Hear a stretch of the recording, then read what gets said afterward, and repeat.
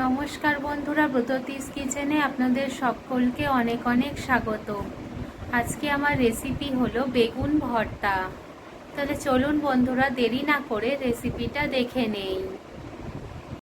দেখুন বন্ধুরা, বেগুন ভর্তা করার জন্য আমি এখানে একটা বেগুনকে সুন্দর করে ধুয়ে নিয়েছি আর দুই দিকটা সুন্দর করে চিড়ে দিয়েছি।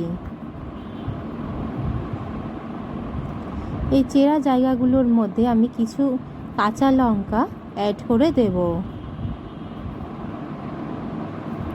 দেখুন বন্ধুরা, এর মধ্যে আমি কাঁচা লঙ্কাটা অ্যাড করে দিয়েছি।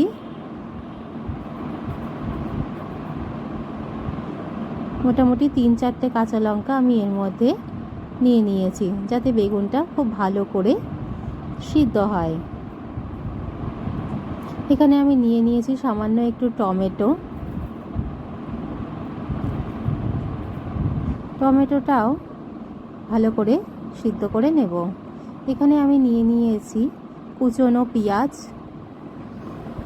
একটা পেঁয়াজকে কুচিয়ে নিয়েছি।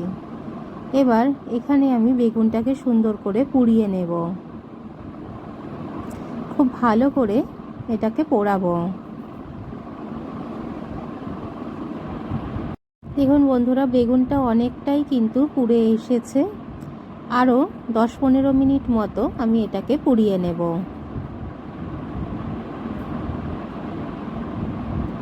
বেগুনটা পুড়ে গেছে বন্ধুরা। এবার আমি এটাকে তুলে একটা পাত্রের মধ্যে রেখে দেব। খুব সুন্দরভাবে এটা পুড়েছে।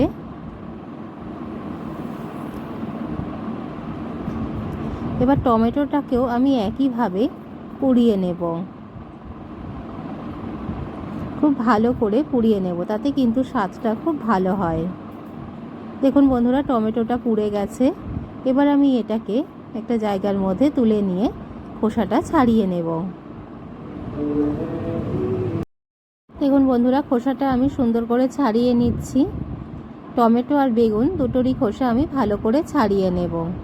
আর এই সময়তে যেন বেগুন আর টমেটো ঠান্ডা থাকেই, তা না হলে হাতে গরম লাগতে পারে। খুব ভালো করে খোসাটা ছাড়িয়ে নেব। দেখুন বন্ধুরা, খোসা ছাড়ানো হয়ে গেছে। দুটোই আমি একটা পাত্রের মধ্যে নিয়ে নিয়েছি, টমেটো, লঙ্কা আর বেগুন। এবার আমি এর মধ্যে দিয়ে দিচ্ছি নুন, স্বাদ মতন নুন।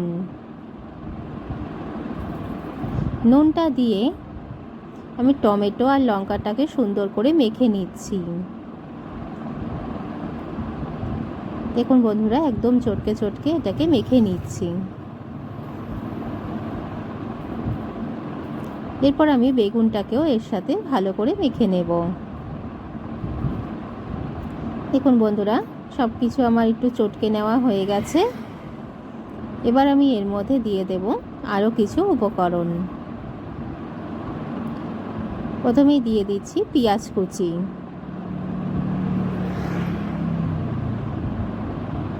একটু বেশি করে পেঁয়াজ কুচি দিলে খেতেও কিন্তু ভালো লাগে। এরপর দিয়ে দিচ্ছি একটু লেবুর রস।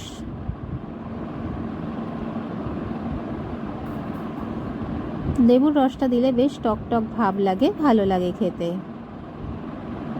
এটা দিয়ে একটু মেখে নিচ্ছি।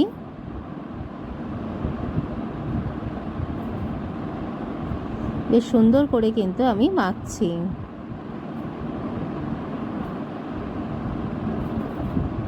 এরপর আমি এর মধ্যে দিয়ে দিচ্ছি সামান্য চিনি, স্বাদ মতন। আপনারা আপনাদের স্বাদ মতন চিনিটা দিয়ে নেবেন। ব্যাস, তাহলেই কিন্তু রেডি হয়ে গেল বেগুন ভর্তা। তাহলে দেখলেন তো বন্ধুরা, কত সহজে তৈরি হয়ে গেল এই বেগুন ভর্তা। এরকম নিত্য নতুন রেসিপি পেতে আমার চ্যানেলটাকে লাইক, শেয়ার, সাবস্ক্রাইব অতি অবশ্যই করে দেবেন। পাশে থাকা বেল বাটনটাও অন করে দেবেন, যখনই নতুন ভিডিও দেব আপনারা দেখতে পাবেন। সকলে ভালো থাকবেন। ধন্যবাদ।